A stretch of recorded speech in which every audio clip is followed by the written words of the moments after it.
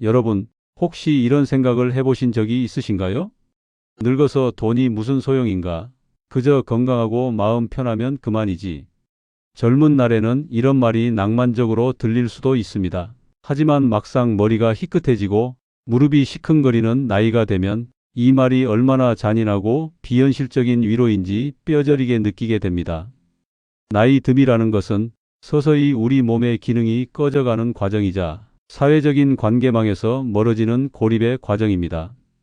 이 차가운 현실 앞에서 우리를 지켜주는 가장 강력하고 확실한 방패는 안타깝게도 자식의 효심도 아니고 친구의 우정도 아닌 바로 통장에 찍힌 잔고, 즉 돈이라는 사실을 우리는 인정해야 합니다. 어떤 이들은 속물적이라고 비난할지도 모릅니다. 하지만 철학자 쇼펜하우어는 이렇게 말했습니다. 돈은 바닷물과 같다. 마시면 마실수록 목이 마르다. 그러나 노년의 빈곤은 그 바닷물조차 없어서 말라 죽는 고통이다.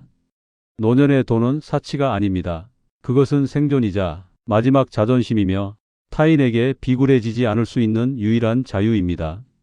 오늘 우리는 늙어갈수록 왜 돈이 전부가 될 수밖에 없는지 그 냉혹하지만 반드시 알아야 할 현실을 4가지 핵심 원칙을 통해 뼈를 깎는 심정으로 파헤쳐 보려 합니다. 이것은 단순히 부자가 되라는 이야기가 아닙니다. 죽는 순간까지 인간으로서의 품격을 지키기 위한 가장 현실적이고 처절한 생존 지침입니다. 우리가 살펴볼 4가지 원칙은 다음과 같습니다. 첫째, 자식과의 관계에서 주도권을 잃지 않는 법.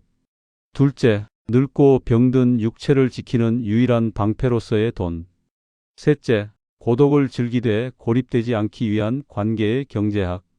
넷째, 마지막 순간에 초라해지지 않는 아름다운 마무리의 조건. 본격적인 이야기에 앞서 잠시 김철수 씨와 박영감 씨의 이야기를 들려드리겠습니다. 같은 아파트 단지에 사는 두 노인이 있었습니다. 김철수 씨는 젊은 시절 자식 농사가 최고라며 가진 재산을 모두 털어 아들의 사업 자금과 딸의 혼수 비용으로 내어주었습니다. 반면 박영감 씨는 내 노후는 내가 책임진다며 자식들의 원망을 뒤로하고 악착같이 노후 자금을 쥐고 있었습니다. 10년이 지난 지금 두 사람의 모습은 어떻게 변했을까요? 김철수 씨는 며느리의 눈치를 보며 병원비 10,000원이 아까워 약국 앞에서 서성이고 있습니다. 아들에게 전화를 걸어 용돈 이야기를 꺼내려다 아버지, 요즘 경기가 어려워요라는 한숨 소리에 황급히 전화를 끊습니다. 반면 박영감 씨는 손주들이 올 때마다 지갑을 열어 넉넉한 용돈을 쥐어줍니다. 주말이면 친구들과 맛있는 음식을 먹으러 다니고 아프면 지체 없이 좋은 병원으로 향합니다. 자식들은 박영감 씨의 생신이 다가오면 서로 모시겠다고 난리입니다. 이 두 사람의 차이를 만든 것은 무엇일까요? 단순히 돈의 액수일까요? 아니면 돈을 대하는 태도와 철학의 차이일까요? 이제부터 그 차이를 만드는 4가지 원칙을 하나씩 아주 깊이 있게 들여다보겠습니다. 첫째, 자식과의 관계에서 주도권을 잃지 않는 법, 즉 돈이 곧 부모의 권위라는 냉정한 원칙입니다. 우리는 흔히 부모와 자식 간의 사랑은 조건이 없다고 말합니다. 내리사랑은 있어도 치사랑은 없다는 말처럼 부모는 자식에게 모든 것을 주려 합니다. 하지만 여러분, 자본주의 사회에서 효도조차 경제력에 따라 달라진다는 불편한 진실을 마주해야 합니다. 이것은 자식들이 나빠서가 아닙니다. 그들 또한 팍팍한 현실을 살아내야 하는 가장이고 부모이기 때문입니다. 여기 한 가지 사례를 들어보겠습니다. 칠순이 넘은 이영희 여사님은 평생 모은 돈으로 마련한 작은 상가 건물을 가지고 있었습니다. 아들은 사업 확장을 위해 그 건물을 담보로 대출을 받게 해달라고 끈질기게 부탁했습니다. 어머니, 제가 성공하면 평생 호강시켜 드릴게요. 어차피 나중에 저 물려주실 거잖아요. 이영희 여사님은 마음이 약해져 건물을 넘겨주었습니다. 그 후 어떻게 되었을까요? 사업이 어려워지자 아들의 발길은 뜸해졌고 전화를 걸면 며느리가 대신 받아 어머니, 그이 지금 바빠요 라며 차갑게 끊습니다. 명절에 찾아와도 빈손이고 빨리 돌아갈 궁리만 합니다. 이영희 여사님은 이제 친구들에게 밥 한 끼 사는 것도 두려워졌고 자식에게 버림받았다는 배신감에 밤마다 눈물을 흘립니다. 이 사례가 우리에게 시사하는 바는 명확합니다. 쇼펜하우어는 말했습니다. 인간은 본질적으로 이기적인 존재다. 자신의 이익이 사라지면 태도는 돌변한다. 부모가 재산을 쥐고 있을 때 자식은 부모를 보살펴야 할 대상이 아니라 존중해야 할 어른으로 대합니다. 하지만 가진 것을 모두 내어주고 빈털터리가 되는 순간 부모는 자식에게 부양해야 할 짐이 되어버립니다. 짐을 지고 싶은 사람은 아무도 없습니다. 그것이 아무리 사랑하는 부모라도 말입니다. 돈이 있으면 자식에게 이거 해라, 저거 해라 잔소리할 필요가 없습니다. 그저 묵묵히 내 삶을 즐기면 자식들은 그 콩고물이라도 얻기 위해 혹은 부모의 여유로운 모습에 안도하며 스스로 찾아옵니다. 그러니 여러분, 절대로 사전증여라는 달콤한 유혹에 빠지지 마십시오. 내가 죽기 전까지 내 재산은 내 명의로 되어 있어야 합니다. 자식에게 너희에게 줄 것은 없다. 다 쓰고 죽을 것이다라고 당당하게 선언하십시오. 이것은 자식에게 매정한 것이 아니라 오히려 자식을 불효자로 만들지 않는 지혜입니다. 부모가 경제적으로 독립되어 있어야 자식도 죄책감 없이 자신의 삶을 살 수 있고 만날 때마다 돈 문제로 불키지 않고 웃으며 밥 한 끼 먹을 수 있는 것입니다. 돈은 자식과 나 사이에 적당한 거리를 유지해주는, 그래서 서로를 더 애틋하게 만들어주는 안전장치입니다. 기억하십시오. 노년의 지갑은 닫을수록 대우가 나빠지고 열수록 대우가 좋아진다는 말을, 하지만 그 지갑을 아예 통째로 넘겨주는 순간 지갑과 함께 당신의 존엄성도 넘어간다는 사실을 말입니다. 둘째, 늙고 병든 육체를 지키는 유일한 방패로서의 돈입니다. 나이가 든다는 것은 무엇일까요? 세포가 노화하고 면역력이 떨어지며 어제까지 멀쩡하던 곳이 오늘 갑자기 고장나는 일의 연속입니다. 젊음은 그 자체로 질병을 이겨내는 자산이지만 노년에는 오직 돈만이 질병과 고통 사이를 막아주는 방파제가 됩니다. 쇼펜하우어는 인생은 고통과 권태 사이를 오가는 시계추라고 했습니다.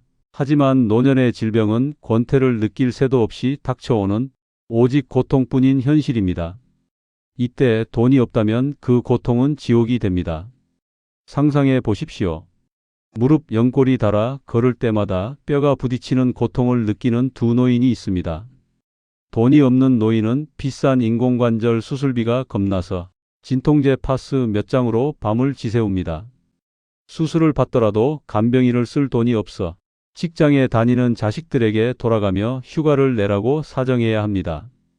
눈치 보이는 6인실 병실에서 옆 환자의 신음소리와 보호자들의 잡담소리에 잠을 설치며 내가 빨리 죽어야지라는 슬픈 독백을 삼킵니다.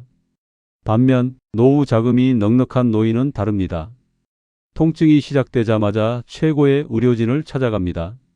최신 로봇 수술을 받고 깨끗하고 조용한 1인실에서 전문 간병인의 케어를 받습니다. 자식들에게는 내 걱정 말고 일 봐라, 간병인 아주머니가 아주 잘해주신다라고 호기롭게 말합니다. 이번 기간은 고통을 참는 시간이 아니라 재충전의 휴식이 됩니다. 퇴원 후에도 재활치료를 받으며 빠르게 일상으로 복귀합니다. 돈이 건강을 살 수는 없다고 말하지만 돈은 적어도 아플 때 서러움을 겪지 않게 해줍니다. 돈은 의사를 선택할 권리를 주고 간병의 질을 결정하며 고통을 줄여주는 최신 약물을 사용할 수 있게 해줍니다. 나이 들어 돈이 없으면 아픈 것 자체가 죄가 됩니다.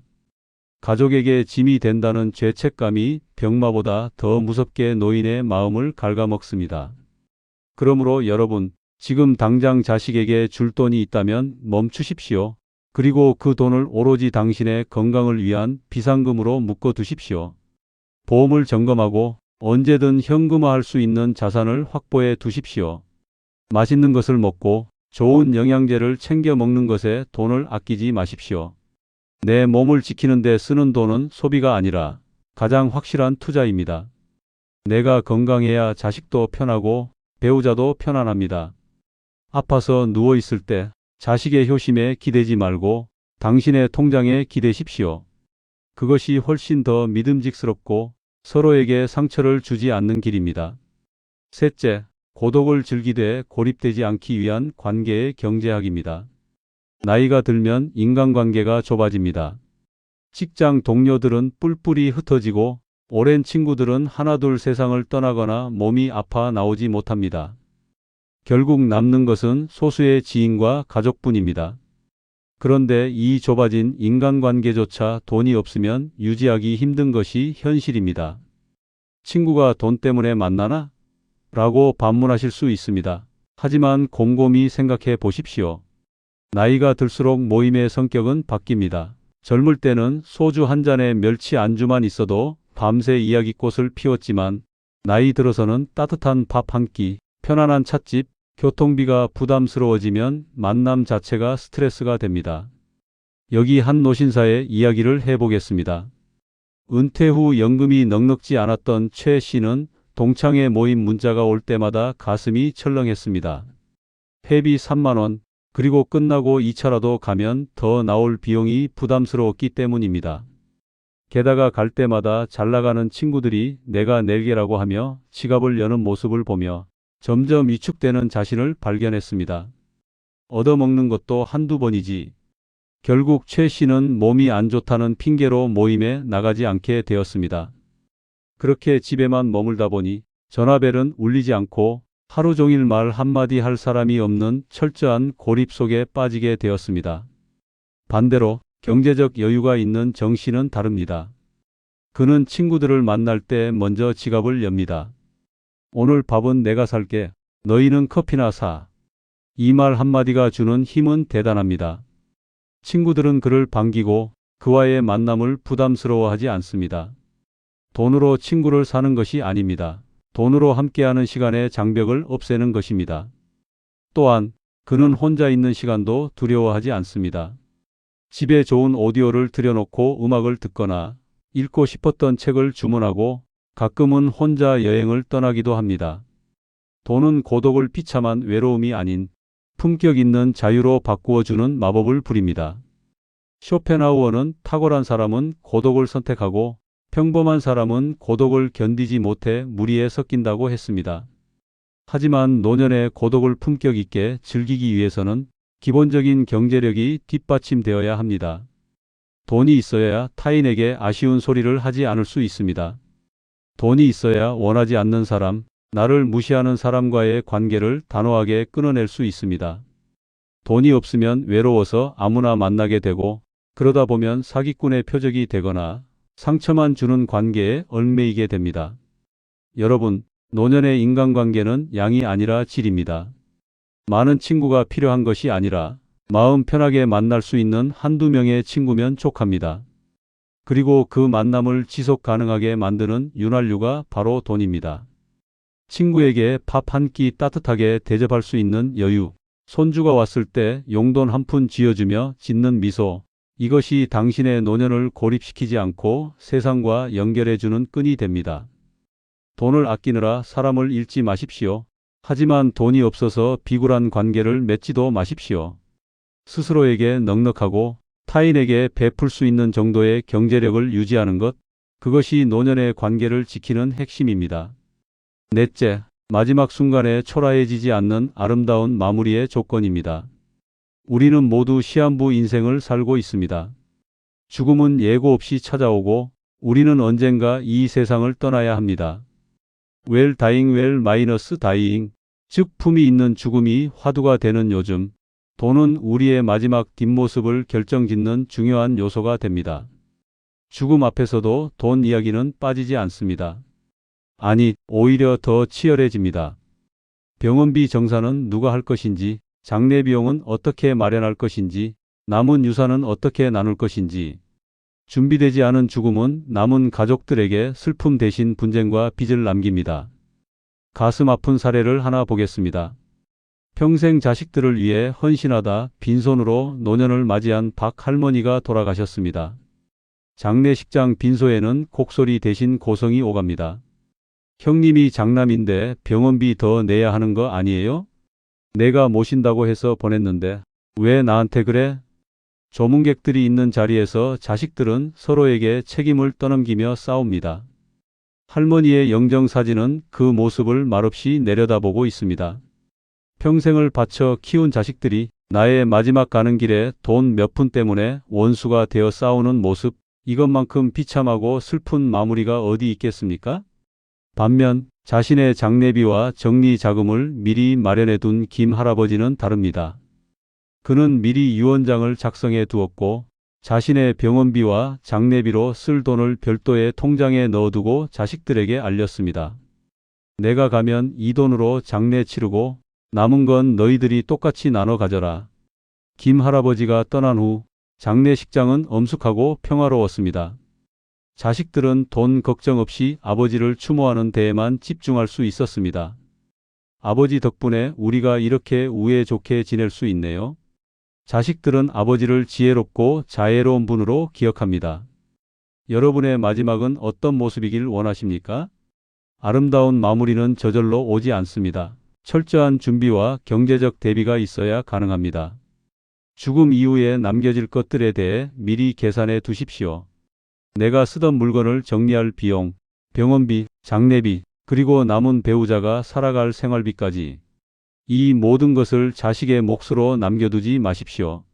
내 삶의 마침표를 내 돈으로 찍는 것, 그것이 진정한 어른의 모습입니다. 또한 돈이 있다면 죽기 전에 베풀 수 있는 기쁨도 누릴 수 있습니다. 평생 모은 돈을 움켜쥐고 있다가 요양병원에서 의식 없이 쓰다 가는 것이 아니라 정신이 맑을 때 의미 있는 곳에 기부하거나 고마웠던 사람들에게 감사의 표시를 전하는 것, 이것은 돈이 주는 최고의 축복이자 내 삶을 가치 있게 완성하는 방법입니다. 쇼펜하우어는 돈은 추상적인 행복이다. 따라서 더 이상 구체적인 행복을 누릴 능력이 없는 사람에게는 돈이 절대적으로 필요하다고 말했습니다. 육체의 즐거움이 사라진 노년, 돈은 우리에게 안도감을 주고 타인에게 폐를 끼치지 않게 하며 마지막 순간까지 인간으로서의 존엄을 지켜주는 유일한 추상적 행복입니다. 지금까지 우리는 노년에 돈이 중요한 진짜 이유, 4가지 원칙을 깊이 있게 살펴보았습니다. 내용을 다시 한번 정리해 보겠습니다. 첫째, 돈은 자식 앞에서 부모의 권위를 세워주고 비굴하지 않은 관계를 유지하게 해주는 힘입니다. 다 주지 마십시오. 끝까지 쥐고 계십시오. 둘째, 돈은 늙고 병든 육체의 고통을 덜어주고 최선의 치료와 돌봄을 받을 수 있게 해주는 유일한 방패입니다. 건강을 위해 쓰는 돈을 아까워하지 마십시오. 셋째, 돈은 외로움을 고상한 고독으로 바꾸어주고 사람 노릇을 하며 살 수 있게 해주는 관계의 윤활유입니다. 베풀 수 있는 여유를 가지십시오. 넷째, 돈은 자식들의 싸움을 막고 나의 마지막 뒷모습을 아름답게 만들어주는 마무리의 조건입니다. 이별 비용을 스스로 준비하십시오. 이야기를 마치며 여러분에게 한 가지 질문을 던지고 싶습니다. 지금 당신의 지갑 속에는 당신의 노후를 지켜줄 자존심이 얼마나 들어 있습니까? 돈이 인생의 전부는 아닙니다. 하지만 인생의 겨울, 그 혹독한 추위를 견디게 해주는 것은 따뜻한 사랑의 말 한마디보다 확실하게 나를 감싸주는 두툼한 외투 같은 돈일지도 모릅니다. 돈을 사랑하라는 것이 아닙니다. 돈이 가진 힘을 직시하고 그 힘을 이용해 당신의 남은 생을 더욱 품위 있고 자유롭게 만드시라는 것입니다. 노년의 빈곤은 죄가 아니지만 불편하고 서러운 것임은 분명합니다. 부디 오늘 이 이야기가 여러분의 노후 준비에 차가운 이성이 되어 따뜻한 현실을 만드는 계기가 되기를 바랍니다. 여러분의 현명하고 품격 있는 노후를 진심으로 응원합니다. 오늘 들려드린 이야기가 여러분의 삶을 단단하게 만드는 데 작은 보탬이 되었다면 구독과 좋아요로 함께해 주십시오. 감사합니다.